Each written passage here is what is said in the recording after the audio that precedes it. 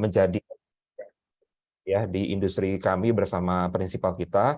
Dan alasan kami lahir tentu saja untuk mengamankan perencanaan proteksi keuangan para klien kami, memberikan pelayanan yang terbaik ya, untuk memberikan jaminan dan juga kenyamanan mereka, karena ini sifatnya jangka panjang ya, belasan bahkan puluhan tahun, lalu membangun hubungan baik dengan kami-kami di agensi ya, dan tentu saja mengembangkan siapapun yang ada di agensi kami untuk menjadi leader yang berkualitas ya.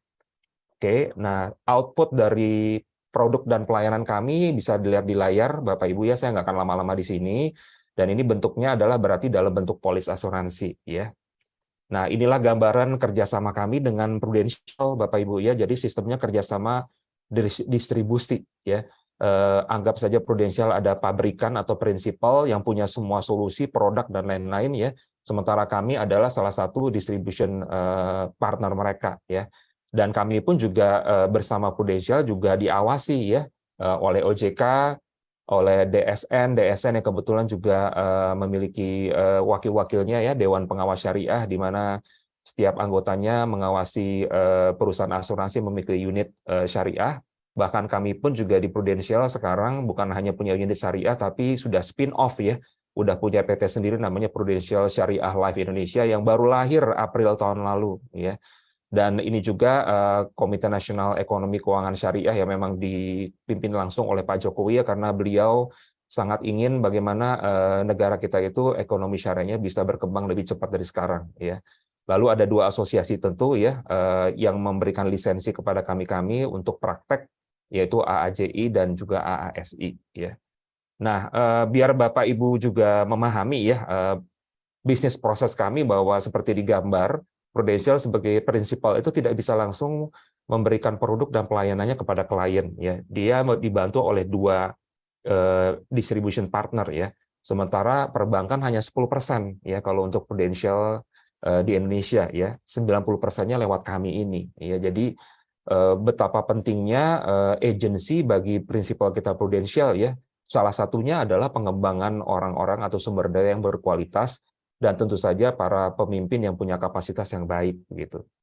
Nah, agar kita punya kesamaan persepsi ya, nggak maksa ya Mbak Siva ya. Kadang-kadang kan kapasiti itu banyak banget ya terminologinya di Google ya. Tapi dari sisi kami mungkin saya bisa kasih pandangan ya. Siapapun kita di ruangan ini, kalau kita bekerja berarti kita bekerja di sebuah perusahaan gitu ya. Kalau kita punya usaha ya yang sifatnya usaha mandiri ya berarti kita bisa dibilang adalah pengusaha gitu kan ya. Nah, artinya sebagai suatu bentuk usaha, keluaran barang dan jasanya sampai ke tangan konsumen pasti banyak channelnya kan gitu, Mbak Siva dan Bapak Ibu ya.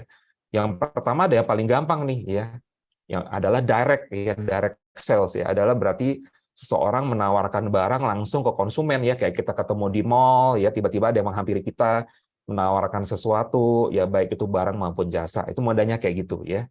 Lalu yang kedua adalah kalau udah lebih canggih ya, perusahaannya mungkin punya kantor cabang ya, yang seperti banyaknya industri perbankan di masa lalu ya. Kalau sekarang kan udah mulai dirasionalisasi cabangnya ya, karena udah ada teknologi canggih sekarang, apalagi udah ada AI ya. Tapi sampai sekarang pun masih ada ya branch atau cabang itu dipakai sebagai kendaraan untuk mempenetrate market, untuk menyampaikan semua barang dan jasa juga pelayanan ya. Lalu ada satu lagi yang juga mungkin kita kenal ya, bagaimana caranya bisa mendistribusikan dengan lebih cepat dan mungkin bisa lebih efisien, yaitu franchise ya, karena franchise tidak semuanya dimiliki oleh kita ya, tapi kita memiliki semacam sistem kerja yang sudah teruji ya, akhirnya bisa diambil dalam bentuk lisensi ya, dalam bentuk royalti ya, dan akhirnya bisa menduplikasi di berbagai tempat yang mirip kayak McDonald's ya teman-teman ya. Nah, di kami Bapak Ibu ya, masih ada satu lagi ya, yaitu multi level ya. Mungkin Mbak Siva dan Bapak Ibu pernah dengar ya namanya multi level marketing ya. Multi level marketing adalah salah satu distribution channel yang sampai sekarang pun masih ada dan dijalankan oleh banyak perusahaan yang memiliki output produk barang jasa yang rumit ya, yang sophisticated ya. Jadi perlu orang-orang yang bisa langsung menawarkan langsung, menjelaskan langsung, sehingga tidak bisa mudah hanya taruh di display di toko atau diiklankan gitu ya. Jadi ini salah satu channel of distribution juga ya. Nah, kami sebetulnya merupakan salah satu distribution channel ya. kami sebagai agensi merasa, ya ini kan merasa ya, ini bisa didebat ya Mbak Siva dan Bapak Ibu, tapi kami merasa di agensi bahwa di dalam agensi kami itu melakukan semuanya Bapak Ibu ya. Direct itu berarti di agensi kami ada associate yang bahasa di luar namanya agen asuransi ya, yang memberikan tugas pemasaran, penjualan dan pelayanan polis asuransi ya. Lalu branch seperti kebanyakan kantor juga memiliki cabang ya. Franchise di sini adalah begitu kantor itu akhirnya memiliki leader yang bagus ini akhirnya mengembangkan unit usahanya di dalam agensi kami sampai akhirnya besar dan akhirnya pamit ya, bukan pamit mundur ya Mbak Siva dan Bapak Ibu ya, tapi pamit maju ya untuk bisa mengembangkan kantor agensi sendiri ya. Akhirnya keluarlah One Vision versi yang berbeda, ada di Bandung, ada di Pangkalan Bun dan seterusnya ya. Mereka bisa menggunakan nama One Vision, mereka juga bisa menggunakan nama lain yang mereka memang menginginkan sebagai visi mereka di bisnis mereka ya, di agensi mereka ya. Dan juga kesemangat terkait dengan multi level karena kami adalah sifatnya banyak sekali yang perlu dilakukan terkait dengan kuantitas ya, selain juga nanti akhirnya kualitas. Maka dalam proses perekrutan di agensi itu tentu saja memiliki semangat membangun network ya, sehingga banyak sekali rekan-rekan di agensi kami ini yang kelihatannya juga akhirnya nyambung satu sama lain ya. Ada yang saudaranya, ada yang temannya, ada yang dulunya mantan teman kantor dan seterusnya. Jadi connectivity di agensi itu jadi ada kemiripan di bagaimana perusahaan di multi level itu mereka bekerja gitu ya. Nah, Bapak Ibu masih ngambang pasti ya Mbak Siva ya, Sabtu pagi ya, ini agensi apa? Artinya sekarang kita mau bahas capacity lagi ya, kapasitas itu apa? Tapi sekarang coba kita saya ingin coba ada bocor kali Mbak Siva ya.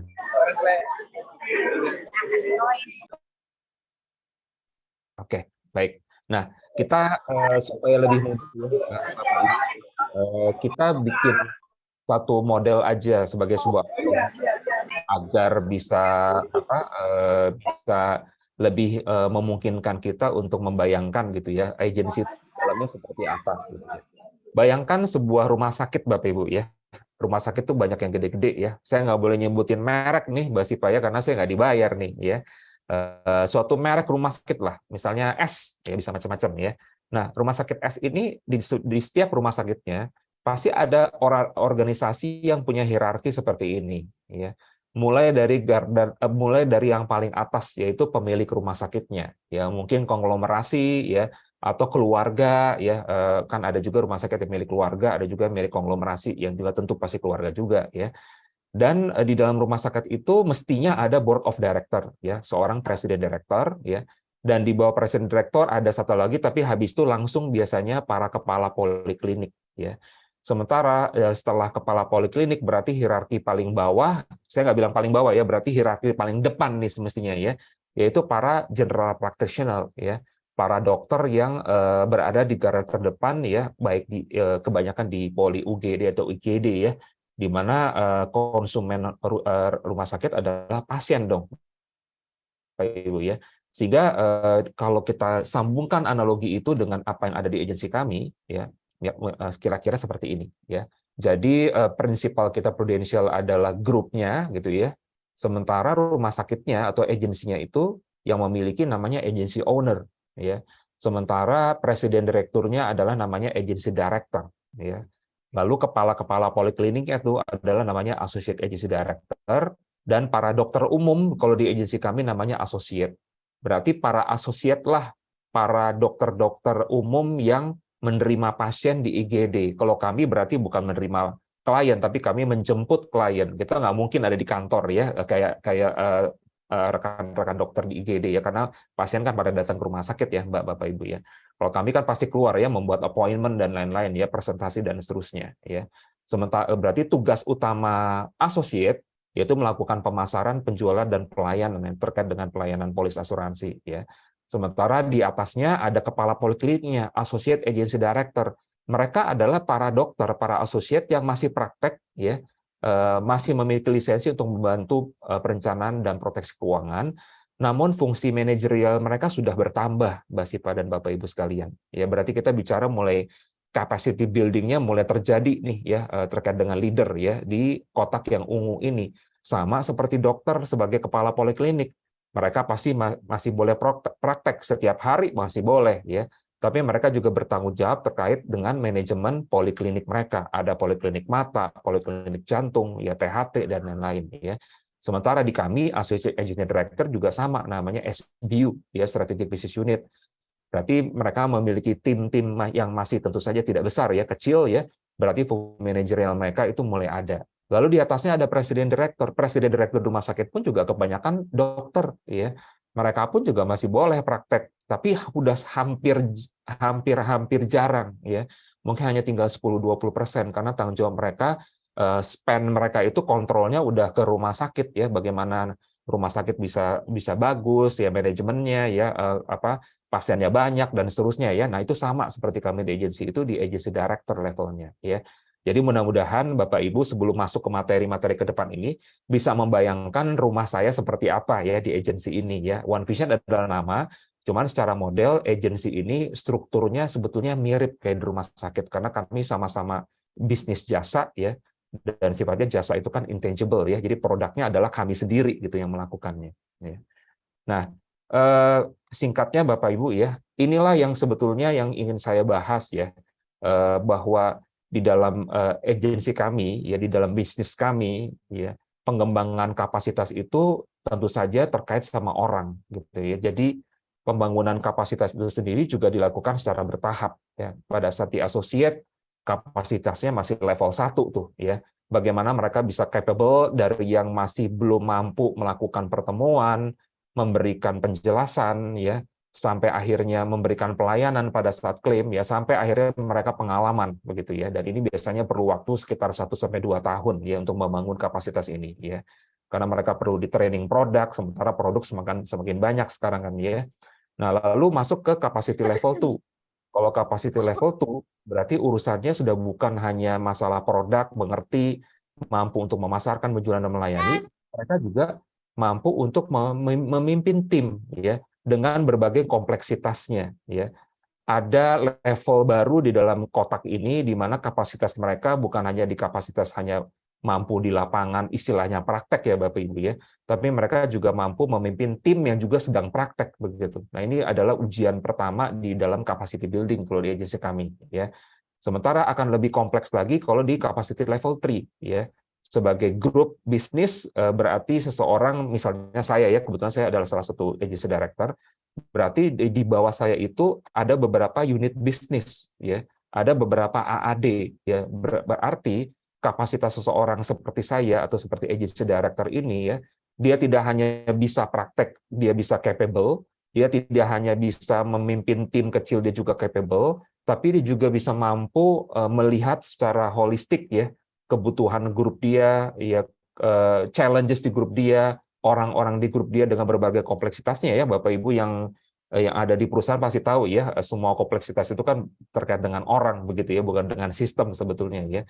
Nah, itu menjadi challenge berikutnya. Sampai akhirnya di capacity level 4 di mana seseorang mulai dari associate agency director sampai akhirnya punya kapasitas yang paling mumpuni yang menyebabkan prinsipal kita prudensial ya, memberikan kontrak baru ya yang namanya kerjasama partner distribution ya.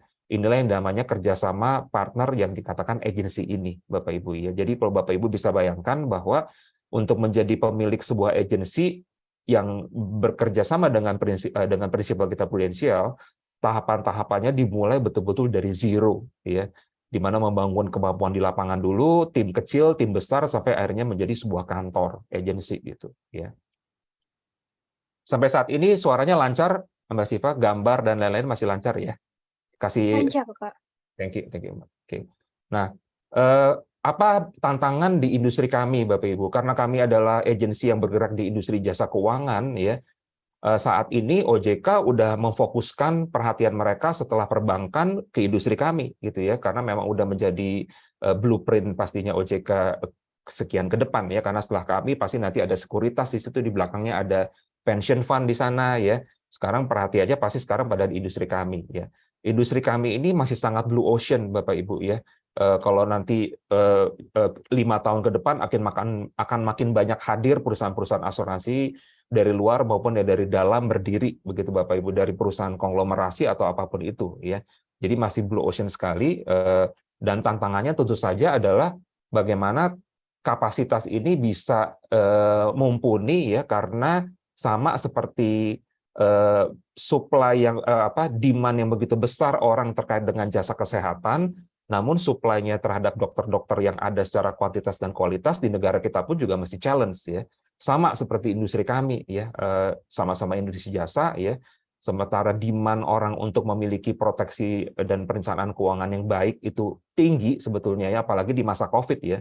Tapi supply tenaga-tenaga yang berkualitas, tentu saja masalah kuantitas juga ya, tapi juga kualitas pun juga masih menantang nih ya, sehingga capacity building di bidang kami ini memang terus udah menjadi pembicaraan di agensi setiap hari Bapak Ibu ya. Itu menjadi meeting rutin kita bagaimana membangun kapasitasnya menjadi lebih baik lagi. Nah, kenapa? Karena kami hadir di industri yang saat ini sudah dikelola, dananya sudah memiliki aset sudah hampir 800 triliun. Ya, jadi keseriusan pemerintah diwakili oleh OJK pastinya akan juga serius gitu Bapak Ibu ya. Dan itu akan berdampak kepada kami ya, bisnis kami di bidang kami ini menuntut tidak hanya kompeten berkualitas ya, tapi mungkin hal-hal yang lain ya menjadi bagian dari kapasiti itu ya. Nah, ini adalah salah satu dari yang saya cuplik ya dari majalah SWA ya terkait investor ya terkait perbandingan densitas dan penetrasi ya. Jadi kalau Bapak Ibu lihat ya, mohon maaf agak kecil ya, bahwa sebetulnya penetrasi kita itu terlihat selalu mini ya dibandingkan negara-negara tetangga yang dekat-dekat ya.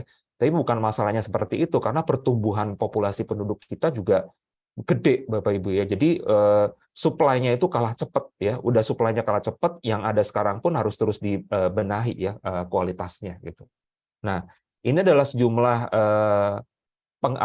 enhancement ya atau perluasan terkait dengan kapasitas ya. Karena di agensi kami ya, kami paham, mungkin Bapak Ibu juga belum pada paham bahwa sebagai sebuah perusahaan ya, para associate ya, juga para leaders ya, sistemnya bukan sistem remunerasi atau sistem penggajian ya. Jadi kami sistemnya seperti kayak mungkin ya, belum tentu benar ya Bapak Ibu ya, mungkin bisa dicek ya. Seperti misalnya di consulting firm ya, atau mungkin di law firm ya, itu modelnya bukan sistem remunerasi, tapi sistemnya mungkin sistem pembagian hasil gitu ya, terhadap sales yang masuk ya. Nanti ada pembagian kerjasamanya gitu di setiap agensi, di setiap perusahaan asuransi beda-beda ya. Nah, untuk itu ya kami memiliki 3 yang kita angkat ya untuk bisa bagaimana terus mengenhance capacity yang ada di agensi kami ya. Karena kami yakin yang pertama adalah kita memiliki kompetensi yang sebetulnya bisa dikatakan kompetensi anti krisis nih Bapak Ibu ya. Yang kita anggap ya, ini menurut kami ya Bapak Ibu ya, yaitu kompetensi dalam penjualan. Karena rasanya walaupun kita bukan salesman, tapi kita adalah seorang back office misalnya ya, tetap kemampuan kita dalam hal salesmanship ini penting ya, minimal meyakinkan atasan kita atau meyakinkan bawahan kita terkait dengan keputusan rapat misalkan ya. Itu salah satunya kalau di internal, tapi kalau di luar udah pasti ya, bagaimana kita bisa meyakinkan para klien kita untuk percaya sama kita secara jangka panjang gitu ya. Dan kompetensi yang lain seperti kepemimpinan ya, team building ya, lalu juga entrepreneurial working environment yang kita punya juga, karena semuanya results based ya Bapak Ibu ya. Kita itu tidak ada, bisa dikatakan mohon maaf Bapak Ibu ya, kalau misalnya berbeda ya, di kantor kami karena sifatnya adalah sales organization dan sifatnya results based, berarti hampir pasti itu tidak ada politik kantor ya. Karena semua orang betul-betul dinilai, di-compare ya, dan di-evaluate itu berdasarkan result dari masing-masing orang begitu ya. Nah, sehingga kami itu sebetulnya adalah bukan bersaing dengan sesama kolega, tapi kami bersaing dengan diri kami sendiri gitu ya. Lalu juga ada tantangan terkait dengan flexible hours, karena kami adalah result based, berarti waktu yang kami putuskan untuk membangun kapasitas kami masing-masing, tim kami, grup kami itu sangat ditentukan oleh kami sendiri begitu ya. Sehingga di sini tutut untuk bagaimana kemandirian ya, baik dari personal maupun juga tim ya, untuk bisa secara bersama-sama membangun kapasitas ini gitu ya. Nah, ini yang kanan juga ya, karena semuanya sistemnya adalah pembagian gitu ya, dalam artian ada certain percentage ya, pembagian karena sifatnya bukan remunerasi ya, maka kami pun juga memperhatikan ya bagaimana pemerataan, equality, semua orang perhatikan ya kualitas-kualitas pembelajaran seperti training, development ya, agar mereka punya kesempatan yang sama, peluang yang sama ya, dalam mengembangkan diri mereka ya sehingga bisa membangun bisnis mereka masing-masing di agensi kami, Bapak Ibu. Ya. Oke. Nah, bagaimana soal membangun kapasitas ya di agensi kami? Kami ada 2 buah nih cara model capacity building di agensi kami, Bapak Ibu ya. Yang pertama yang kiri itu dibantu oleh Prudential, sementara yang sebagai prinsipal kami ya, sementara yang di kanan adalah kami bangun sendiri ya. Jadi yang di kiri itu ada satu program kerjasama dengan Prudential dengan kami namanya PruVenture Program, yaitu nama ya Bapak Ibu ya. Ini untuk bisa direcognize saja ya. Di mana setiap associate ya yang di analogi saya di slide sebelumnya ya namanya dokter umumnya di kita gitu ya namanya associate itu mereka ditempatkan bersama Prudential di dalam program Management Development Program ya kita namanya Sales Leadership Program itu selama 12 bulan pertama di kantor Prudential di Kota Casablanca ya. Jadi semua wakil dari agensi tentunya salah satunya adalah One Vision mengirimkan kandidat-kandidat terbaiknya ya untuk di mentor, ya di training, di develop, ya dimonitor pastinya ya oleh tim PruVenture Prudential di Kota Casablanca. Kalau mereka melampaui program 12 bulan itu, mulai di bulan ke-13 tahun keduanya mereka akan kembali ke agensi kami, bergabung kembali bersama kami, full bersama kami untuk mengikuti sistem kami ya. Jadi ada 12 bulan pertama dalam membangun kapasitas di agensi itu lewat program yang kiri itu akan berbeda dengan yang kanan.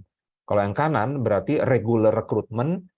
Begitu ada associate member yang datang ke agensi kami, itu langsung kami tempatkan di sistem kami, ya di sistem training and development kita di One Vision. Ya, jadi itu namanya agency development program namanya ya. Nah, yang di kanan ini agak berbeda dengan yang kiri, Bapak Ibu. Kalau yang kanan, ya kami masih menerapkan dual, ya. Jadi ada yang bisa langsung full time, ada yang juga part time, ya. Jadi mereka part time associate ini akan membutuhkan waktu 6 bulan sampai maksimal 2 tahun ya untuk memutuskan apakah mereka akan fully engage di agency sebagai full timer ya atau enggak sama sekali gitu Bapak Ibu ya, dan itu semuanya akan banyak variasinya nanti ya. Oke. Kita lanjut. Nah, ya. Ini salah satu contoh aja Bapak Ibu ya bagaimana kami menerapkan eksekusi ya di agensi kita ya eh, karena kebetulan ya saya pernah punya pengalaman sebagai konsultan selama 10 tahun ya Bapak Ibu ya. Banyak sekali klien, banyak sekali metode, banyak sekali implementasi ya. Memang pada ujung-ujungnya itu terkait dengan komitmen orang-orang yang mengerjakan eksekusinya ya yang selalu menjadi tantangan begitu Bapak Ibu ya. Sehingga kami di agensi sebagai senior partner ya kami sadar penuh bahwa memimpin eksekusi ini pasti harus betul-betul dilakukan dengan hati-hati tanpa juga menekan fleksibilitas ya, karena kita harus terus menampung feedback pada saat eksekusi dijalankan di organisasi kami. Bagaimana member dari organisasi kami ini, para associate, para senior associate juga bisa tetap memberikan feedback kepada kita ya.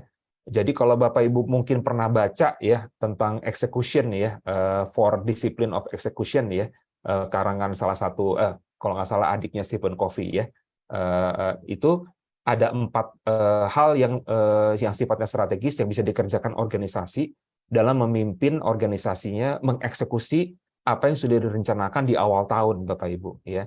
Nah, kami mengambil betul-betul plek-plek ya 4 prinsip ini dalam eksekusi di One Vision ya. Yang pertama adalah hati-hati dalam menciptakan target-target atau KPI ya. Karena target atau KPI atau apapun ukurannya kadang-kadang mendistrak kita untuk fokus ke apa sih yang sebetulnya menjadi tolok ukur terpenting agar organisasi kami itu maju gitu ya, sehingga di akhir tahun dibandingkan tahun lalu memang ada progresnya ya. Kita juga tidak hanya profit tapi juga growth begitu Bapak Ibu ya. Sehingga nomor 1 kita di awal tahun terutama di kuartal pertama nih ya, kita lebih banyak berbicara di level senior ini ya tentang wildly important goals namanya ya. Karena sasaran organisasi kami adalah mencetak leader-leader yang bagus begitu ya. Mereka tidak hanya berhenti sebagai tenaga pemasar di lapangan aja ya, karena visi jangka panjang di agensi kami ini kan orang nanti akhirnya bisa bikin agensi sendiri begitu ya, yang tentu saja atas izin prinsipal ya Bapak Ibu ya. Sehingga kami harus tahu sebetulnya goal paling paling penting itu apa gitu ya. Karena banyak sekali hal yang menjadi sasaran-sasaran organisasi kan ya. Kami juga punya banyak, bahkan punya puluhan begitu. Tapi kami berpikir keras dan akhirnya ya tentu saja agak susah disepakati yang mana gitu ya Bapak Ibu ya. Memilih yang mana yang akhirnya kita sepakati untuk menjadi goal utama kami ya, karena kami sifatnya ada 100 orang leaders ya, memimpin seribuan lebih para associate yang banyak di lapangan juga. Kami betul-betul fokus ke hanya satu maksimal 3 goals gitu Bapak Ibu ya. Nah, sehingga inilah salah satu contoh aja ya bagaimana kami fokus ke goal-goal kami yang utama ya. Nah, yang kedua ini Bapak Ibu ya, dalam memimpin eksekusi ya, kadang-kadang kita suka kejebak dengan lag measures ya. Lag itu yang sudah terjadi ya Bapak Ibu ya. Kita mestinya lebih fokus ke lead measure ya. Ukuran-ukuran yang sedang berjalan begitu. Jadi contoh ya, misalnya kalau di sini banyak yang mungkin dari pengusaha ya. Kalau kami kan juga pengusaha juga, tapi level menengah lah kira-kira begitu ya. Kita selalu memperhatikan bagaimana sales kita gitu. Setiap minggu, setiap bulan, setiap kuartal ya.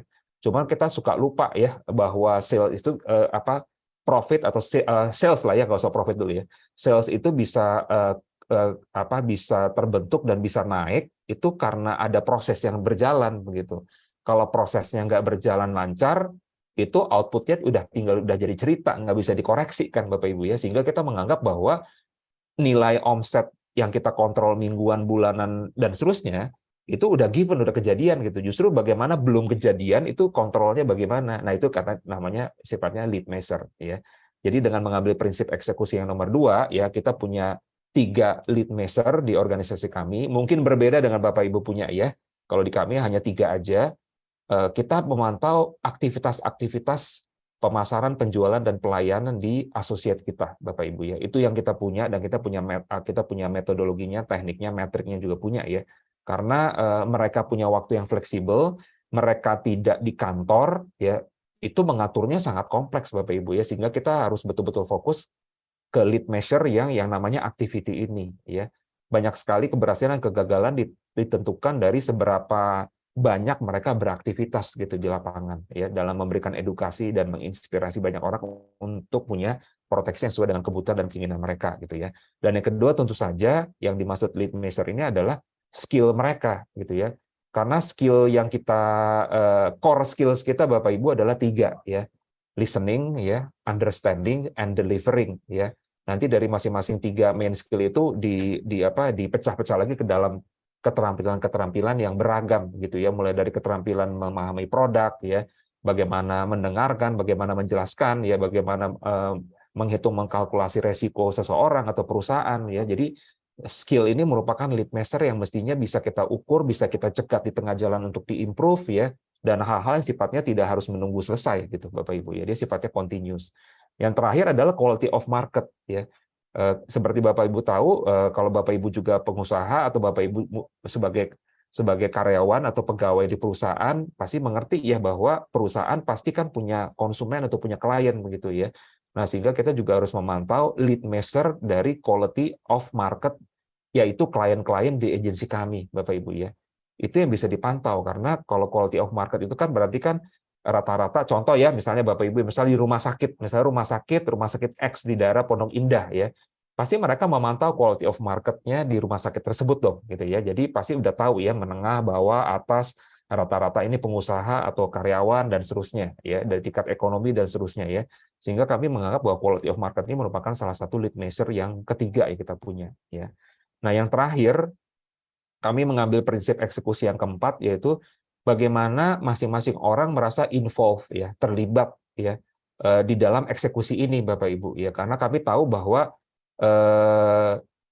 banyak orang yang menjalankan eksekusi, tapi yang akhirnya benar-benar menjalankan itu ternyata juga nggak semuanya gitu ya, nggak banyak juga ya. Ya kita bisa tahu lah ya, mohon maaf, minimal ini di tempat kita juga ya. Ada orang yang paling senang di comfort zone-nya, ya udahlah begini-begini aja, ya udah cukup kok, ya kita udah nggak perlu lagi berkembang sampai kayak gimana ya, udah kapasitasnya segini aja ya, nanti kalau lebih besar membutuhkan biaya yang lebih besar lagi, nanti kalau tiba-tiba terjadi gangguan ya akhirnya kita nggak profit gitu misalnya ya. Nah, itu yang sebetulnya kita ingin banget kita punya yang keempat ini, dan kita juga eksekusi ya, di mana setiap bagian-bagian penting di organisasi itu memiliki semangat kepemilikan begitu ya. Jadi kalau Bapak Ibu lihat ini juga organisasinya, rasanya Bapak Ibu juga belum pernah melihat ya, karena memang kami organisasinya cukup unik ya. Yang di atas tentu Bapak Ibu udah tahu yang istilahnya BOD, teman di bawah itu adalah unit-unit area ya, area-area pengembangan kapasitas Bapak Ibu ya. Jadi contoh kalau syariah itu kita punya area tertentu pengembangan kapasitas yang terkait dengan produk dan solusi syariah yang memang berdasarkan DSN MUI ya, kan kita banyak produk dan solusi juga yang yang berdasarkan fatwa dari MUI ya. Nah, kita punya unit sendiri itu ya, karena kapasitas dalam membangun itu juga nggak mudah Bapak Ibu ya. Kami pun juga diverse kan ya, karena kami kan sifatnya universal ya, berarti yang memiliki di area syariah itu belum tentu harus seorang muslim kan ya. Jadi bagaimana yang non muslim pun juga memiliki kapasitas yang juga baik itu di area itu ya. Karena kan ini semuanya kan kita prinsipnya syariah untuk semua juga ya. Lalu yang kanan-kanan itu istilah kita juga, intinya adalah area-area penting terkait dengan program training ya and development ya, yang strong league ada terkait dengan program kepemimpinan ya. Jadi masing-masing kita assign senior leader yang memiliki semangat accountability ya, atau semangat kepemilikan yang tinggi, yang bisa mempengaruhi rekan-rekan koleganya ya yang ada di tim itu ya, untuk maju bersama ya, bersama BOD untuk sama-sama membangun kapasitas ya, sambil mengeksekusi semua program yang sudah kita rencanakan Bapak Ibu ya. Nah, ya, saya lanjut dulu. Nah, ya, dalam perjalanannya tentu pasti ada implikasi Bapak Ibu ya. Kalau Bapak Ibu seperti tipikal organisasi kan mungkin meng-hire karyawan ya. Karyawan kan pasti juga ada yang betah, ada yang enggak ya. Karyawan yang mungkin keluar dari tempat kerja Bapak Ibu mungkin akhirnya direkrut lagi, hadir lagi balik karena mungkin udah pengalaman 1-2 tahun, ternyata cocok lagi sama kita ya. Di organisasi kami pun juga sama Bapak Ibu ya. Jadi kita melakukan acquisition ya, yang namanya perekrutan ya, sesuai dengan persyaratan yang ditetapkan oleh pemerintah, juga persyaratan atau kualifikasi yang ditetapkan oleh prinsipal kita dan agensi kita ya. Lalu kita anggap dia sebagai new hire atau new associate begitu, yang biru ya. Dan tentu saja ada program khusus untuk yang warna biru ini ya, agar akhirnya dia bisa retain sebagai calon leader nantinya Bapak Ibu. Nah, tapi tentu saja pasti selalu ada implikasi ya, ada tantangan pasti. Kenapa? Karena organisasi kami kan sangat dinamis ya, sangat ditetapkan terkait dengan based on result begitu ya. Jadi banyak orang yang belum tentu bisa langsung mudah ya berhadapan dengan dirinya sendiri ya, di compare dengan dirinya sendiri gitu ya, apa ya namanya, spesifikasi yang nanti akan jadi dasar pada saat dia di appraise gitu Bapak Ibu ya. Nah, akhirnya bisa menjadi at risk. Dia mungkin nggak betah, merasa kurang sendirian, ya, tertinggal oleh rekan-rekan asosiat yang lain. Nah, ini masih kategori merah nih, ya. Nah, di mana posisi kami sebagai leader gitu ya, terkait dengan setiap warna ini itu ada Bapak Ibu ya. Itu menjadi perbincangan kita ya. Jadi untuk yang biru ada timnya sendiri, untuk untuk yang hijau ada timnya sendiri, yang biru ada timnya sendiri ya. Yang oranye ada timnya sendiri. Yang merah lebih-lebih ada timnya sendiri ya. Kenapa? Karena kalau yang merah ini adalah orang-orang yang bernilai tambah besar di organisasi kami, ya kami harus melakukan proses Bapak Ibu sebelum dia menjadi hitam kan ya. Prosesnya apa? Proses untuk mengembalikannya untuk dia retain lagi ya, memotivasi dia, melakukan coaching ya, dan seterusnya. Karena Bapak Ibu pahami urusan manusia itu kan juga kompleks ya Mbak Siva ya, bukan hanya urusan kerjaan ya. Kadang-kadang urusan keluarga ya, macam-macam gitu urusannya gitu ya, sehingga saya rasa itu menjadi hal yang banyak sekali bisa dibahas begitu pada saat kita rapat ya. Nah, kalau memang tidak bisa dihindari, akhirnya bisa menjadi yang terakhir tuh ya, loss ya.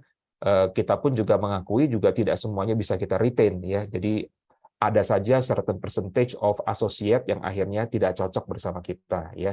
Ya karena kita punya standar kompetensi, ada aturan main juga di perusahaan, di agensi kita ya, pasti juga nggak semuanya bisa cocok ya Bapak Ibu ya. Mbak Siva, suara saya masih jelas, Mbak? Masih jelas, Pak. Masih jelas ya? Oke, baik-baik. Tolong kabari saya kalau saya tiba-tiba kaku gitu, Mbak ya. Artinya ada Siap. masalah di koneksi saya nih. Oke, baik. Nah, mungkin saya udah mulai menjelang akhir nih, Mbak Siva ya. Sambil nunggu-nunggu kalau ada yang ngetik pertanyaan atau mungkin nunggu sampai saya selesai gitu ya, nggak apa-apa ya. Kemungkinan mungkin sekitar 5-7 menit lagi materi saya sudah selesai. Saya rasanya akan lebih nyaman kalau udah langsung berdiskusi dengan Bapak Ibu, jadi sifatnya praktikal ya. Saya awali dulu ya sebagai bagian akhir presentasi saya Bapak Ibu ya. Ada suatu cerita ya di zaman Perang Dunia Kedua ya. Di zaman Perang Dunia Kedua itu yang kalau Bapak Ibu tahu ya sekarang kan lagi keren nih ya, lagi tren banget nih film Oppenheimer namanya ya, tentang penemu nuklir ya, yang sekarang lagi di studio lah, di studio di sinema lah gitu ya. Nah, ini adalah mengambil juga kejadian di Perang Dunia Kedua Bapak Ibu ya. Jadi di suatu periode di Perang Dunia Kedua itu kan banyak sekali terjadi pertempuran udara ya, di mana pertempuran udara itu ya pasti dilakukan oleh ini ya, oleh combat plane ya, jadi bomber ya yang biasanya melempar eh, ngedrop bom gitu ya ke bawah gitu ya. Nah, dalam peperangan yang sifatnya jarak dekat ya dan sangat kacau ya, udah gelap kadang-kadang ya, dalam malam hari cuma kelihatan cahaya-cahaya aja gitu ya. Tentu saja banyak juga yang akhirnya tidak kembali ke pangkalan Bapak Ibu ya. Juga ada juga yang balik ke pangkalan, berarti yang selamat dong ya gitu ya. Nah, ada seorang mathematician ya namanya Abraham Wald ya, dia pada saat itu dia sebagai konsultan militer tapi dia ahli matematik ya, bukan tentara Bapak Ibu ya. Jadi Abraham Wald itu diminta untuk menganalisa gitu sebenarnya pesawat-pesawat yang datang ini yang akhirnya survive dong, Bapak Ibu ya. Kalau yang balik survive dong, kalau yang nggak balik berarti nggak survive dong. Ya, either jatuh di laut, ya jatuh di tanah, ya atau gimana lah begitu ya.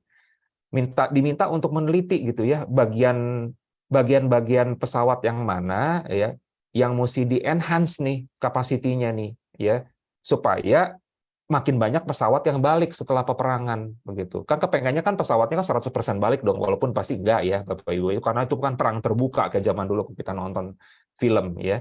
Nah, si Abramov diperiksa ya, dia mendata semuanya ya.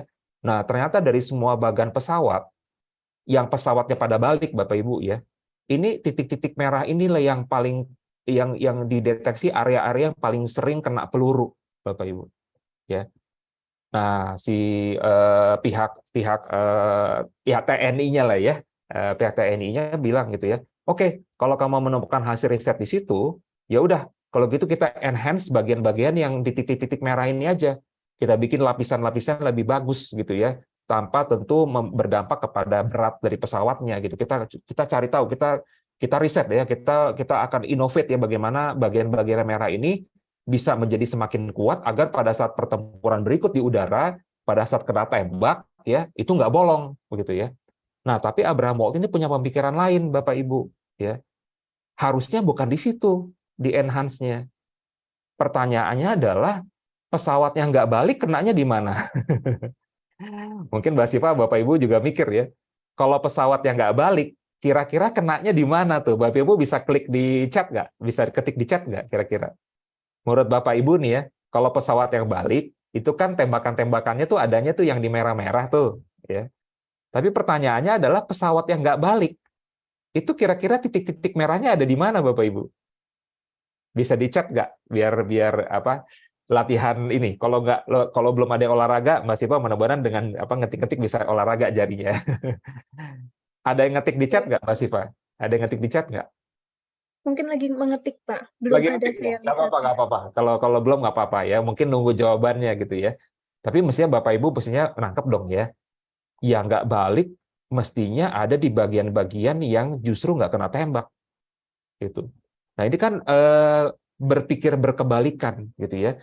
Abraham Wald saat itu berusaha meyakinkan petinggi militer ya bahwa yang harus di enhance bukan yang titik-titik merah, tapi yang di sini justru ya.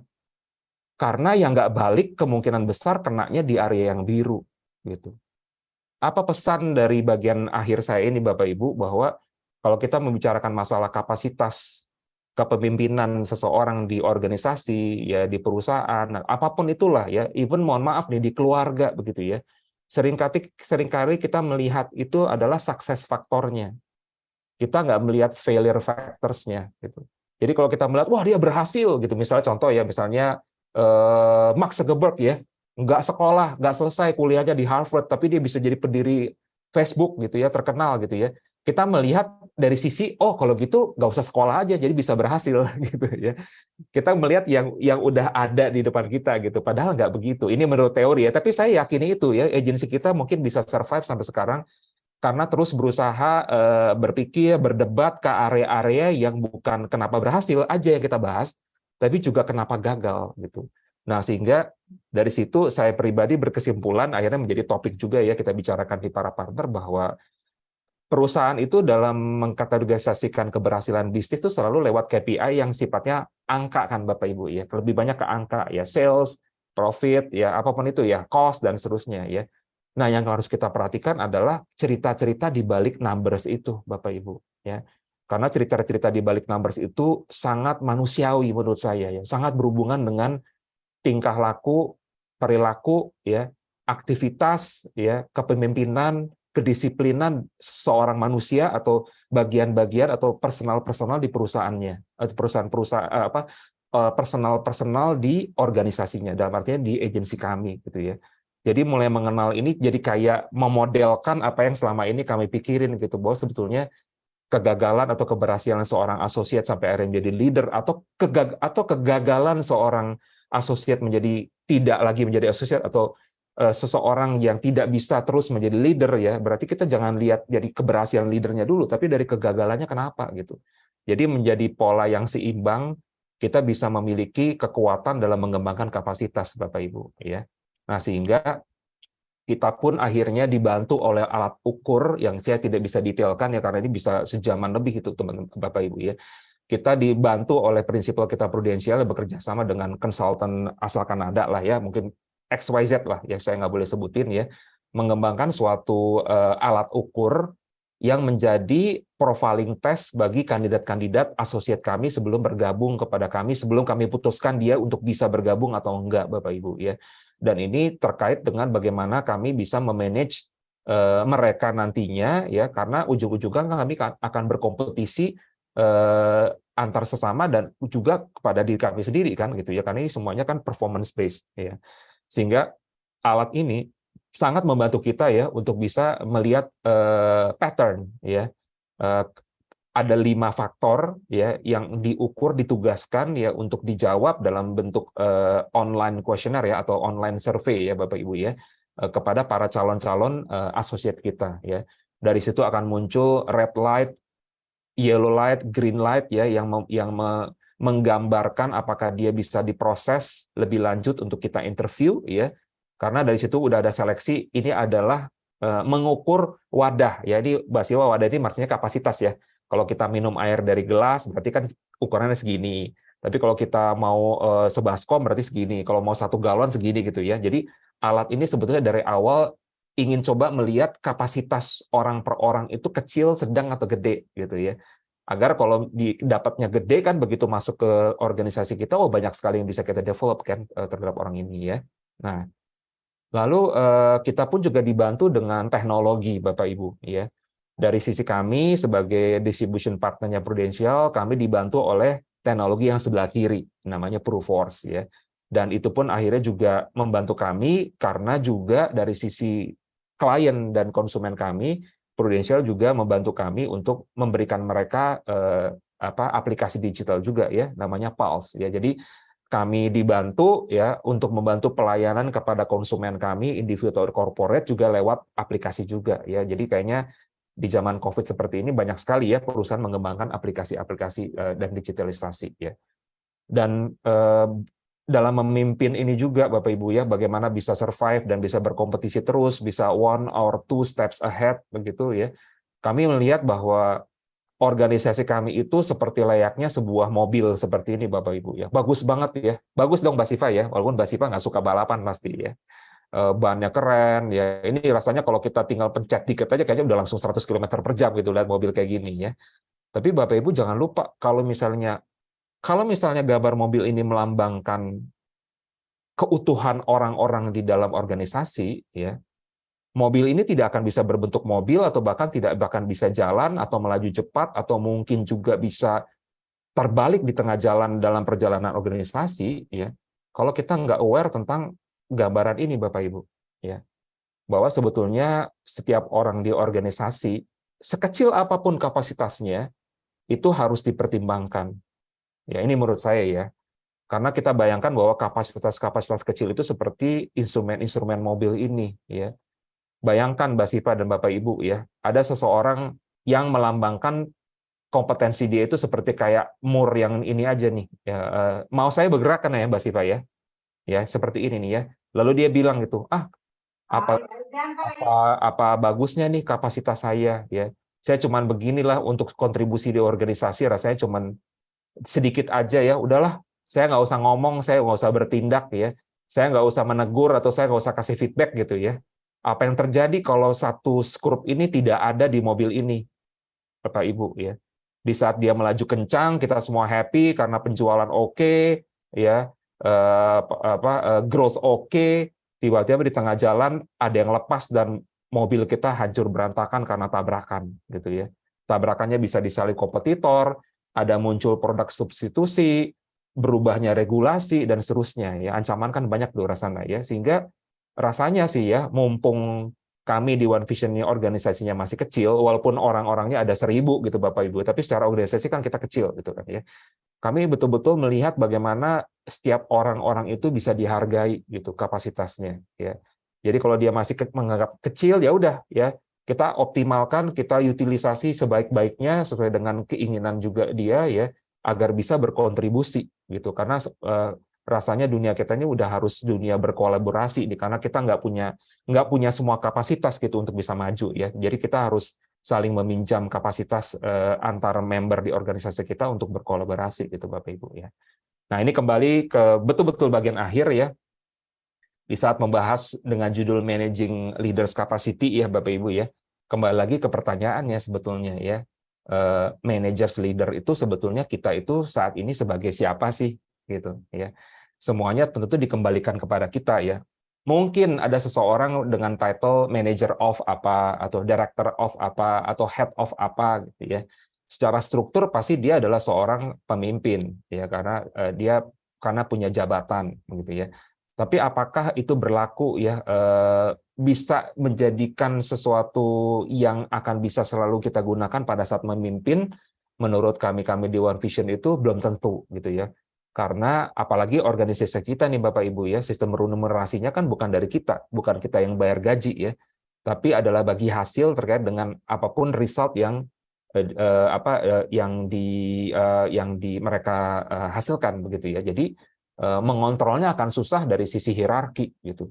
Nah, berarti fungsi kepemimpinan kita itu nggak bisa memakai jabatan nih kalau di organisasinya One Vision ya. Dan ternyata Bapak Ibu ya, hal ini juga dibenarkan nih oleh salah satu pakar strategi ya, namanya Simon Sinek. Ya, kalau Bapak Ibu ketik ya tulisannya Simon Sinek ya. Ini sangat terkenal, banyak sekali di YouTube ya. Dan itu merupakan salah satu strategic leader yang saya juga kagumi ya, karena banyak sekali hal yang dia utarakan itu applicable banget di tempat kita ya. Nah, ini saya akan putarkan satu video yang menurut dia arti dari leader gitu Bapak Ibu ya. Apakah leader itu manager atau leader itu apa ya? Mari kita simak komentar dari Pak Simon ini ya, Pak Simon ini. Kasih tahu saya kalau ternyata suaranya nggak keluar ya Mbak Siva ya, kadang-kadang suka begitu ya. Like parenting, everyone has the capacity to be a parent. Doesn't mean everybody wants to be a parent, and doesn't mean everybody should be a parent. Leadership is the same. We all have the capacity to be a leader. Doesn't mean everybody should be a leader, and it doesn't mean everybody wants to be a leader. And the reason is because it comes at great personal sacrifice. Nah, Mbak Siva, saya ulang ya, mungkin ada yang lagi makan, belum nelen, takutnya beberapa detik nggak kedengeran gitu ya. Saya play lagi ya, izin ya. Like parenting, everyone has the capacity to be a parent. doesn't mean everybody wants to be a parent, and doesn't mean everybody should be a parent. Leadership is the same. We all have the capacity to be a leader. Doesn't mean everybody should be a leader, and it doesn't mean everybody wants to be a leader. And the reason is because it comes at great personal sacrifice. Oke, Bapak Ibu ya. Jadi kalimat ini yang betul-betul kami pegang ya dalam mengembangkan bisnis kami bisa survive setidaknya di tahun ke-8 kami ya. Mudah-mudahan bisa survive sampai puluhan tahun ke depan ya. Amin ya. Kita melihat bahwa title itu ternyata kita tidak bisa gunakan, at least di perusahaan kita, Bapak Ibu ya. Kalau di perusahaan lain mungkin bisa ya. Sehingga title apapun itu, mau agency director, mau associate agency director, apapun lah gitu ya, kami lihat bahwa ini tidak bisa kita gunakan ya. Sehingga kami harus terima bahwa kalau kita akhirnya memilih untuk menjadi pemimpin, berarti kita juga udah memilih untuk menjadi orang tua begitu ya. Sebagai fungsi orang tua berarti kan parenting ya. Berarti melakukan apa tuh? Mulai anak lahir ya diasuh ya, semuanya demi anak ya. Kadang-kadang kita capek, kadang-kadang kita juga sakit ya. Tapi demi anak ya, supaya anak kita bisa tetap sehat, nggak sakit ya, kita rawat dia sebaik-baiknya ya. Sampai mungkin suatu saat anak kita udah besar, jadi nggak hormat lagi sama kita, bisa aja kan ya. Dan itu ada juga kejadian kan di banyak keluarga juga, sampai anaknya akhirnya mandiri, punya keluarga sendiri, mungkin akhirnya jarang datang ke rumah orang tuanya lagi ya. Tapi sebagai orang tua yang sudah memilih menjadi orang tua, ya itu udah menjadi konsekuensi Bapak Ibu ya. Jadi sebagai seorang pemimpin, menurut kami loh ya di One Vision, dan ini menurut Pak Simon Sinek juga, bukan kita, tapi kita mengaminkan Pak Simon Sinek punya kalimat itu, bahwa begitu kita memutuskan untuk menjadi atasan atau menjadi pemimpin lah, bukan atasan lah ya, berarti itu ada konsekuensi teknis menjadi seorang parent gitu ya. Di mana salah satu konsekuensi menjadi seorang parent itu adalah pengorbanan gitu Bapak Ibu ya. Nggak semuanya menyenangkan menjadi atasan, menjadi pemimpin itu nggak semuanya senang-senang aja gitu ya. Tapi karena kita memang sudah memilih dan kita happy dengan apapun konsekuensi itu, sasaran kita hanya satu, melihat anak kita itu berhasil sukses begitu ya. Melihat para asosiat kita itu akhirnya dengan berbagai suka dukanya ya, pahit manisnya akhirnya dia sukses. Apalagi akhirnya asosiat kita itu memutuskan untuk punya kantor sendiri gitu ya. Kita bukannya marah karena merasa dihianati atau apa, enggak, kita malah senang banget, support banget ya. Oke, Bandung buka kantor, oke buka, Pangkalan Bun buka kantor, buka ya. Nah, itulah yang menurut saya menjadi penting ya, sikap seperti itu ya. Dan inilah merupakan slide terakhir saya dengan pesan dari Pak Simon Sinek, be the leader you wish you had. Artinya menjadilah pemimpin yang Bapak Ibu inginkan atau yang Bapak Ibu impikan ya. Baik, Bapak Ibu, Mbak Siva juga, ya dari saya materinya cukup sekian. Terima kasih. Mungkin kalau ada pertanyaan bisa dibuka sesinya. Terima kasih Pak Ya, Kemal. ya. Untuk Bapak Bapak Ibu, Ibu. kalau misalnya mau scan barcode ini, Bapak Ibu akan langsung terhubung ke sosial media saya ya. Jadi ada YouTube channel saya, ada LinkedIn saya, ada Facebook, ada Instagram ya, ada WhatsApp juga ya. Bila Bapak Ibu ingin explore sebetulnya saya tuh ngerjain apa ya, ada beberapa materi edukasi juga. Bapak Ibu tinggal scan aja barcode ini. Sorry Mbak. Oke. Silakan Bapak Ibu bila ingin terhubung dengan Pak Kemal bisa screenshot dan QR code, scan QR code yang ada di sini. Iya. Minimal kita saling follow di Instagram ya Mbak ya. Iya, betul sekali. Silakan Bapak Ibu. Bila Bapak Ibu ada pertanyaan, silakan mengangkat tangan atau raise hand, dan bila berhalangan, Bapak Ibu bisa bertanya melalui kolom chat. Untuk sesi tanya jawab sudah dibuka.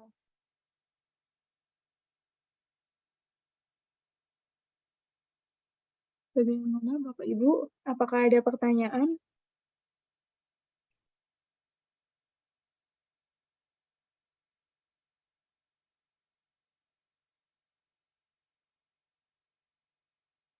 Atau ada yang mau sharing? Silakan Bapak Ibu kalau ada pertanyaan. Di kolom chat sudah ada pertanyaan Pak dari Pak Andes Wardi. Menurut pengalaman Pak Kemal, apa kualitas pribadi yang berbeda antara sales voucher asuransi dibanding karyawan back office? Oke, wah ini pertanyaannya bagus ya, Mas Pak. Makasih Pak Andes ya. Jadi pertanyaannya kalau saya baca di chat, menurut pengalaman ya, apa kualitas pribadi yang berbeda antara Salesforce Insurance ya dibanding back office ya. Jadi memang ini menjadi hal yang penting ya. Kenapa? Karena tidak semua, bahkan mungkin lebih dari setengahnya ya, para asosiat kami itu rata-rata sudah punya pengalaman kerja minimal 3 tahun di perusahaan sebelumnya ya. Dan lebih dari setengahnya itu tidak punya pengalaman ya di bidang pemasaran dan penjualan, Pak Andes dan Bapak Ibu sekalian gitu. Jadi kualitas yang memang mesti kami kembangkan pada saat mereka masuk dan hadir di organisasi kami ya. Pertama-tama yang harus mereka ketahui sama-sama itu adalah visi, misi dan values dari One Vision itu sendiri begitu. Karena ini semua dimulai dari itu ya, karena bisnis kami sama seperti perbankan atau bisnis jasa kebanyakan lah ya, ini masalah menjadi trusted advisor, berarti quality apa yang bisa akhirnya ujung-ujungnya bisa menjadi penasehat keuangan, khususnya proteksi keuangan yang terpercaya ya, sehingga perbedaannya menjadi signifikan ya, karena kualitas di back office itu bukan kualitas yang menuntut bertemu orang memiliki interpersonal yang cakap gitu Bapak Ibu ya. Sehingga di kami ada 7 kualitas sebetulnya yang memang mesti mereka punya ya, dan itu menjadi hal yang berulang yang mereka dapatkan di dalam setiap training ya, 7 hal itu. Tapi 7-7-nya mungkin agak sulit saya bahas satu-satu gitu ya Bapak Ibu, karena ada yang relevan dan irrelevan ya. Cuman yang pastinya ya, kualitas yang pertama adalah kualitas mau berubah Bapak Ibu. Contoh seorang back office mau milih nggak mau milih, kalau mau tetap bersama kami berarti kan di 12 bulan pertamanya dia mesti engage ketemu orang kan ya, lewat Zoom, lewat video call atau ketemu langsung gitu. Ya berarti kan interpersonal skill dia kualitasnya mesti ditingkatkan tuh. Itu salah satu dari 7 itu Bapak Ibu ya. Jadi mau nggak sebetulnya kalau mau berhasil di bidang kami, berarti kan dia harus bukan mendobrak ya, dia harus melebarkan comfort zone dia lebih jauh gitu ya, karena dia mesti belajar bagaimana cara buat janji, ketemu orang, berbicara sesuai dengan bahasanya calon nasabah ya, menghadapi keberatan dengan baik ya, karena tidak semua orang bisa langsung setuju ya dengan penawaran kita ajukan ya. Dan tentu saja juga komitmen terhadap disiplin kerja gitu, Mbak Siva dan Pak Andes ya. Jadi disiplin kerja ini menjadi tantangan banget ya. Kenapa? Karena sistem kerja kita itu walaupun One Vision itu tempat kerjanya itu bagus banget dan luas banget, kan mereka tidak harus bekerja di kantor kita ya. Apalagi di tempat-tempat kerja Bapak Ibu kan juga banyak sekali yang sifatnya bisa work from everywhere gitu, dan kami pun juga sama, apalagi alat kerja kita sekarang aplikasi ya, jadi kita nggak perlu kerja di kantor gitu, dan di kantor malah aneh mau ketemu siapa di kantor gitu kan ya. Nah sehingga bagaimana bisa memastikan bahwa mereka tuh bisa disiplin gitu ya, karena fungsi monitoring itu menurut saya hanya bisa setengah efektifnya, lama-lama mereka juga nggak mau diatur kan. Jadi setengahnya lagi adalah bagaimana mereka ya bisa menjadi orang-orang yang bisa menjadi accountable itu, maksudnya bisa terlibat, bisa involved dalam proses yang untuk bisa membuat mereka berhasil ya Bapak Ibu ya. Jadi perbedaan signifikannya tuh Pak ya antara atas Salesforce asuransi ya dengan karyawan back office udah pasti soal masalah kenyamanan mereka yang mau didobrak atau enggak ya, dan juga yang kedua adalah komitmen mereka untuk mengerjakan aktivitas dan mengeksekusinya gitu ya, sampai akhirnya mendapatkan result ya. Mudah-mudahan bisa menjawab ya Mbak Siva ya, Pak Andes. Mudah-mudahan terjawab ya Pak Andes. Ya. Terima kasih penjelasannya Pak Kemal, kata Pak Andes. Kemudian ada pertanyaan lagi. Masuk dulu ya ininya. Boleh Pak. Ada pertanyaan lagi dari Bu Gladys. Di akhir PPT Pak Kemal tergambar leader dan VS manager. Iya. Nah, apa batasan dari keduanya sehingga selain menjadi manajer, kita juga bisa menjadi leader ataukah sebuah opsi, Pak? Wah, ini bagus banget pertanyaannya. Makasih ya, Bu ya. Iya, karena ini sebetulnya banyak sekali yang menjadi konflik ya. Even saya ya, Bapak Ibu ya. Ini saya kembali ke bahan dulu ya. Nanti kan bahannya sesuai aturan ya dari NKI ya, jadi bisa dilihat ya. Nah ini siapa yang kiri siapa yang kanan, tapi sebenarnya bahan ini gambar dua pahlawan ini ada pesannya nih Mbak Siva sebetulnya ya. Juga maaf tadi kok saya tiba-tiba lupa. Oh Ibu Gladys ya yang tanya ya, Ibu Gladys ini juga ada ya. Karena pasti kalau ditanya siapa yang Anda lebih suka ya, Iron Man atau Captain America? Wah itu fansnya bisa berantem tuh Mbak Siva ya. Karena ada yang menangin Iron Man, ada yang menangin Captain America ya. Nah, cuman pertanyaan Bu Gladys ini ya, apakah suatu option? Iya, menurut saya. Ya, seseorang bisa aja menjadi manajer dan tidak leader. Seseorang bisa menjadi leader tidak menjadi manajer. Ya, loh kok gitu sih, Kemal kok bisa? Oh iya, di agensi kita itu terjadi, Bapak Ibu ya. Jadi seorang leader itu bisa muncul dan lahir dari orang yang levelnya masih associate, Bapak Ibu. Ya. Seseorang yang sampai di level saya di agency director belum tentu memiliki konektivitas dengan yang namanya leaders begitu. Ya, jadi jangan heran Bapak ini kalau ini sih mesti ngobrolnya one on one ya kalau saya mau jelasin ya. Jadi apakah an option bagi bisnis kita? Iya, Bapak Ibu. Ya. Nah, tapi kalau misalnya disuruh untuk memilih yang membedakannya apa, menurut saya ya, kembali ke perkataan Pak Simon Sinek tadi. Seorang leader itu mulai diukur mengarah ke sananya menurut saya adalah setelah banyak area pengorbanan yang dia lakukan gitu ya demi keberhasilan organisasi dia ya. Jadi ya rasanya patokannya lebih ke arah sana ya Bapak Ibu ya. Nah ini bukannya saya ngefans sama Marvel, bukan ya Bapak Ibu ya, tapi kalau Bapak Ibu sempat nonton episode terakhir The Avengers ya, Endgame ya, mungkin Bapak Ibu masih ingat ya, di mana seluruh pahlawan superhero Marvel ini pada hilang semua ya, karena ya ada suatu kemampuan ya yang bisa menghilangkan semuanya, ya tinggal beberapa gelintir, salah satunya tinggal Captain America, Bapak Ibu ya. Nah si Captain America nih ada suatu episodenya nih ya, di mana dia udah habis-habisan, teman-temannya hilang semua tuh, ya. Jadi pengorbanannya tuh udah benar-benar udah semuanya lah. Dia udah tinggal sekali gebuk udah mati kayaknya. Tapi di suatu titik yang udah maksimal banget, ya tiba-tiba ada pencerahan muncul, Mbak Siva dan Bapak Ibu ya. Ya itu kan cerita ya. Tiba-tiba teman-temannya satu-satu balik lagi. Ya Spider-Man-nya balik, ya The Hulk balik ya. Ya Iron Man-nya mati sih ya, gitu ya. Dan lain-lainnya semuanya pada balik. Dan akhirnya gitu semuanya balik, ya jadi seimbang dong dengan lawannya ya.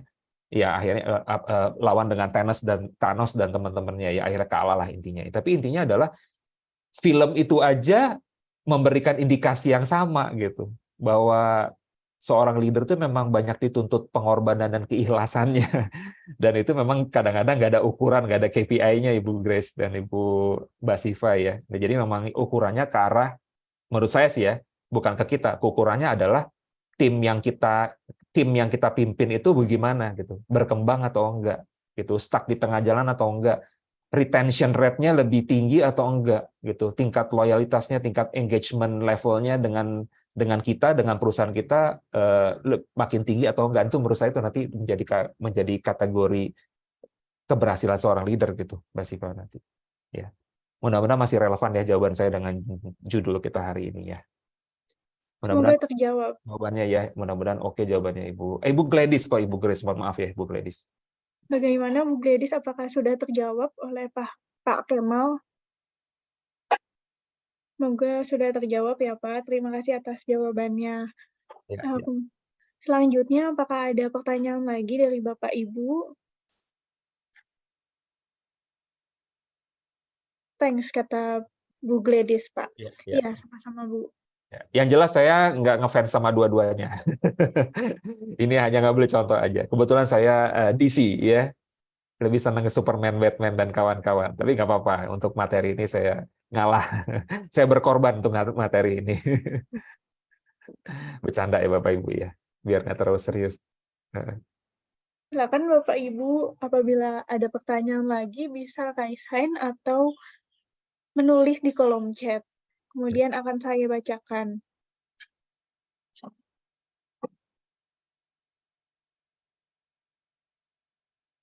Ya mungkin Bapak Ibu nggak apa-apa ya sambil nunggu pertanyaan boleh ya Mbak Siva ya. nggak apa-apa deh, ini untuk NQA juga nggak apa-apa ya. Jadi bagi Bapak Ibu yang kelihatannya tertarik mau berkenalan dengan alat ini, gitu ya, mungkin bisa menghubungi saya aja, japri saya aja. Ya nanti saya balikin lagi ke slide terakhir. Nanti ada yang lupa nge-scan barcode tadi ya. Nanti saya balik lagi ke slide terakhir ya. Ini bonus deh ya buat kelas pagi ini ya. Jadi tapi ini bukan alat ukur untuk menjadi salesman ya Bapak Ibu ya. Ini ada alat ukur untuk menjadi seorang pemimpin, beda ya. Jadi saya bicara ini konteksnya bukan untuk menjadi agen asuransi atau bukan.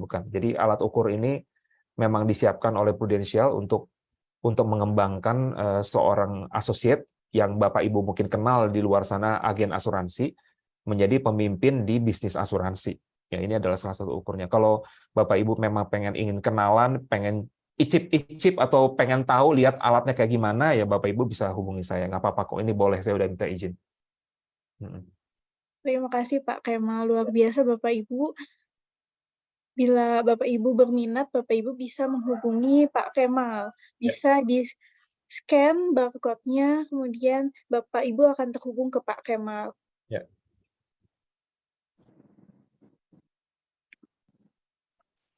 Kemudian selanjutnya, apakah ada pertanyaan lagi dari Bapak Ibu? Ada yang mau tanya mungkin? Atau ada slide tertentu yang mau dibahas lagi? Ya, silakan Bapak Ibu.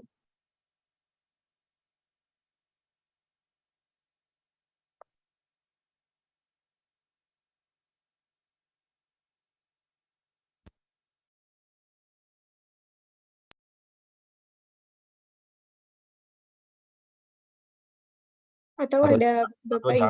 Atau jangan-jangan Mbak Siva punya pertanyaan untuk saya. Boleh Pak. Tadi saya sedikit tertarik dengan memperluas zona nyaman. Amazon, iya, Itu iya. apa bedanya dengan keluar dari zona nyaman, Pak? Iya. Saya Wah, tertariknya di situ sih, Pak. ya ini penting ini, pertanyaannya penting banget nih. Dan saya Mbak itu baru tahu 3 bulan yang lalu gitu, bahwa comfort zone itu bukan didobrak ya, tapi diperlebar gitu. Jadi memang ini agak sulit karena kebetulan saya nggak punya stylus pen ya, jadi agak susah gambarnya ya. Cuman intinya adalah kalau misalnya comfort zone dilambangkan dengan inilah gitu ya. Kalau dia didobrak sebetulnya kan ke zona yang lain gitu ya. Tapi kalau kita baca literatur lagi, kebetulan kita juga dibantu seorang coach juga ya di awal tahun ini, baru paham kita di para partner senior ya, ada beberapa yang ikut training juga bahwa istilah break the comfort zone itu mungkin bukan keliru ya, tapi kita punya pemahaman yang berbeda gitu ya. Jadi bahwa comfort zone itu adalah sesuatu yang kita udah lakukan seperti biasa kan Mbak ya. Gitu. Jadi misalnya contoh seorang associate biasanya dia punya klien yang sifatnya klien individu aja, keluarga ya. Tapi ada di luar zona dia tuh sebetulnya banyak sekali market of quality of market, misalnya perusahaan-perusahaan besar yang sebetulnya kenal gitu misalnya. Cuman dia ya nyaman di situ aja gitu. Nah itu gimana caranya, bukan didobrak bukan, tapi gimana caranya nyampe ke situ gitu. Nah dengan cara apa? Ya digeser-geser lebih lebar lagi comfort zone-nya. Jadi mulai akhirnya mungkin kliennya keluarga, sekarang mungkin kliennya adalah keluarga yang suaminya atau istrinya adalah seorang pengusaha misalnya. Atau kliennya adalah suami istrinya adalah menjadi salah satu BOD di perusahaan gitu misalnya. Jadi kita geser gitu, Mbak Siva, dikit-dikit. Sampai akhirnya ketemu, akhirnya dia bisa punya engage dengan perusahaan. Jadi ada solusi-solusi untuk perusahaan kan ya, untuk purna bakti ya, untuk proteksi hutang di perusahaan. Nah, itu kan akhirnya kita bisa sampai ke sana karena secara tidak sadar gitu ya, kita bantu dia untuk terus mendorong dia pelan-pelan ya untuk bisa mencari market-market yang akhirnya ketemu dengan market yang kita inginkan gitu Mbak Siva. Jadi kita lebih senang memakai istilah sekarang lebih ke arah memperlebar cover zone gitu.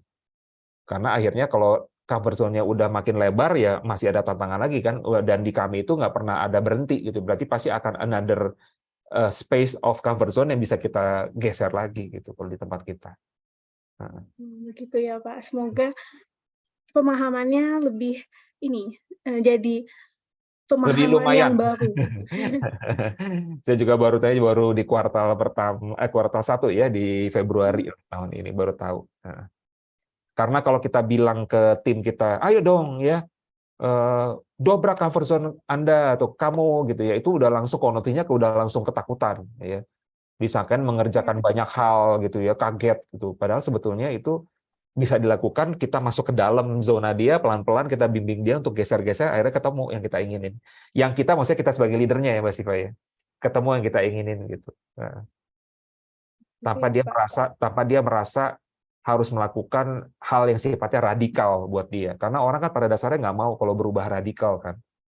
Dia nggak sadar tiba oh ternyata udah sampai di sini gitu. Jadi eh, setelah memahami itu kita jadi paham oh cara coachingnya jadi harus berbeda nih. Kita jangan ngomong soal ngedobrak comfort zone lagi gitu ya. Udah kita geser comfort zone. Terima kasih banyak Pak Kemal, luar biasa sekali. Semoga jadi pemahaman untuk kita semua, pemahaman Makasih. yang baru. Pada Bapak Ibu, apakah ada pertanyaan lagi? Untuk di kolom chat belum ada, Pak. Terus Iya, di sini juga sepertinya pemahamannya itu cukup padat dan luar biasa. Jadi Bapak Ibu tidak ada pertanyaan mungkin. iya. Eee, Sebelum menutup, saya izin untuk share screen lagi ya, Pak. Boleh silakan, Mas Siva.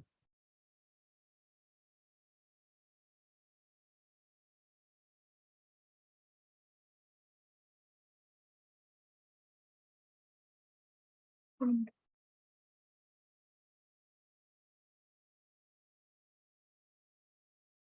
Bapak Ibu jangan kemana-mana terlebih dahulu. Di sini saya akan menjelaskan sekali lagi bahwa webinar hari ini gratis, namun apabila Bapak Ibu berminat untuk mendapatkan e-sertifikat dan e-materi, ada biaya investasi kurang lebih 150.000 per orang. Maka Bapak Ibu berhak untuk mendapatkan modul dari Pak Kemal dan juga mendapatkan e-sertifikat seperti gambar yang ada di sebelah kanan.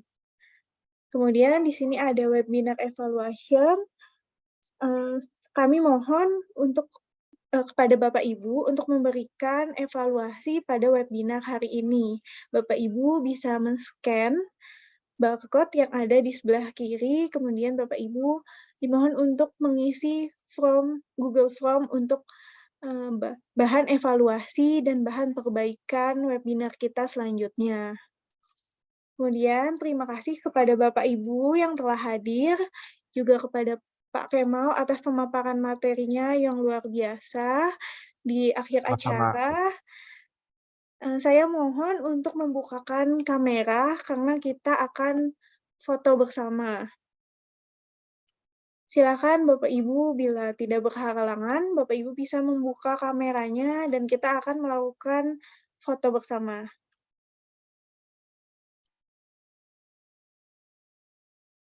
Silakan. Tadi ada Bu Ratna, ada Bu Aryani, oh sudah tidak ada ya? Ibu-ibunya belum dandan, Mas Siva. Iya Jadi mungkin. nggak apa-apa. Boleh, ayo kita tunggu. Nah, sudah ada Pak Hasanat. Selamat siang Pak Hasanat. Kemudian ada lagi yang ingin membuka kamera? Maaf tidak ada kamera. Oh ya, baik Pak. Karena sedang menggunakan perangkat komputer rumah. Ya, baik Pak, siap. Silakan Bapak Ibu, ada Bu Ratna. Nah, sudah cantik ini.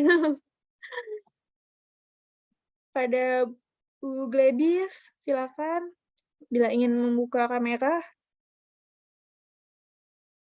Baik, saya hitung ya Bapak Ibu semua untuk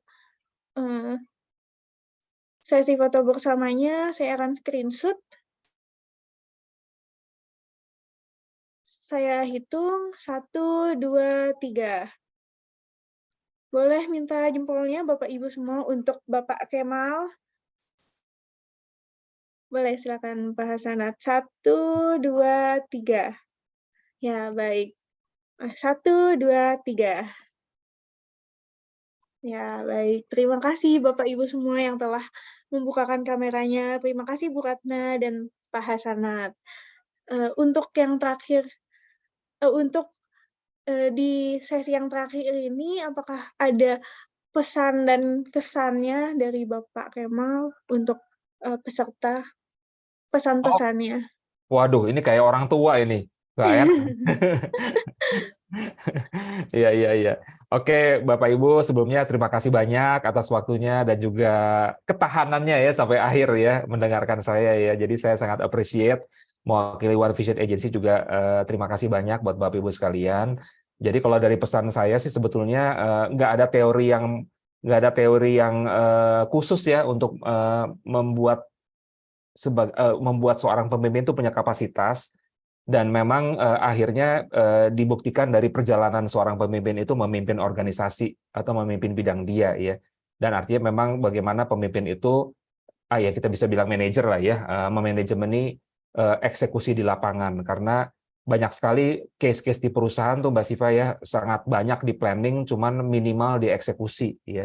Dan pada saat organisasi melakukan eksekusi itu juga minimal juga monitoringnya ya dan juga evaluasinya ya. Jadi menurut saya begitu planning udah panjang-panjang, udah mahal-mahal mungkin di luar kota ya, ya betul-betul dieksekusi dan masing-masing orang diminta untuk memiliki kepemilikan ya di dalam setiap prosesnya dan dilakukan monitoring ya, dan monitoring itu tentu saja tidak bisa kaku-kaku ya, memerlukan keterlibatan yang tinggi dari yang paling teratas di organisasi. Kalau kami kan senior partner ya, untuk bisa bersama mereka melihat betul-betul di lapangan itu seperti apa eksekusi terjadi ya, dan melakukan continuous feedback karena feedback ini semakin gede organisasinya biasanya akan semakin minim juga Pak ya, karena hierarkinya mungkin semakin gede ya. Jadi feedback ini mungkin dibuat sistem di organisasi dibuat fleksibel yang bisa accessible gitu ya. Jadi setiap orang tanpa perlu takut dan khawatir mengenai dampaknya kalau dia memberikan feedback gitu ya, bisa tetap dia kasih gitu buat organisasi, khususnya buat pemimpin dia sendiri, Mbak Siva. Karena kalau sebagai leader tidak bisa mendapatkan feedback yang jujur dan terbuka dari membernya, lama-lama leader itu merasa nggak pernah punya salah dan nggak pernah punya kekurangan, tinggal tunggu waktu gitu ya. Takutnya seperti mobil balap tadi ya. Kalau sebagai leader sih menurut saya jangan lupa-lupa selalu berpesan kepada timnya, apa ada lagi yang mesti saya improve nggak, atau ada sesuatu yang terjadi yang saya nggak lihat nggak gitu ya. Mungkin bisa ketemu one on one dengan tim membernya, mungkin nggak semuanya ya, mungkin key tim membernya ya, bertanya bagaimana proses kepemimpinan dia sejauh ini gitu, ada yang happy nggak, ada yang nggak happy nggak, bukan masalah kesiapannya tapi ke apanya gitu ya, sehingga semuanya bisa ditangani pelan-pelan dan bersama-sama ya. Pesan saya itu aja sih Mbak Siva ya, mudah-mudahan cukup praktis buat Bapak Ibu di sini. Terima kasih Pak Kemal. Semoga bisa tertangkap oleh Bapak Ibu. Amin. Amin. Terima kasih Bapak Ibu semua dan Pak Kemal, terima kasih. Sama-sama. Terima kasih Pak Alvin, Pak Andes juga, terima kasih banyak Pak Hasanat dan semuanya. Sampai jumpa kembali, semoga kita bisa bertemu di webinar selanjutnya. Saya mohon maaf bila ada kesalahan. Saya pamit undur diri. Wassalamualaikum warahmatullahi wabarakatuh. Waalaikumsalam warahmatullahi wabarakatuh. Selamat tinggal. Waalaikumsalam warahmatullahi wabarakatuh. Terima kasih Terima kasih banyak banyak. Pak Sanat, Terima kasih banyak. Ya, Pak Kemal, makasih. Pak Arnold, Bu Uneng, Bu Nurita, teman-teman semua. Terima Saya live kasih ya Mbak Siva kembali. ya, saya live ya Mbak ya. Silakan Pak. Ya, Terima kasih Pak Kemal. Assalamualaikum. Waalaikumsalam. Terima kasih Pak Anyan sudah hadir. Terima kasih Pak Kris. Terima kasih Pak Hernur. Kembali Mbak Siva.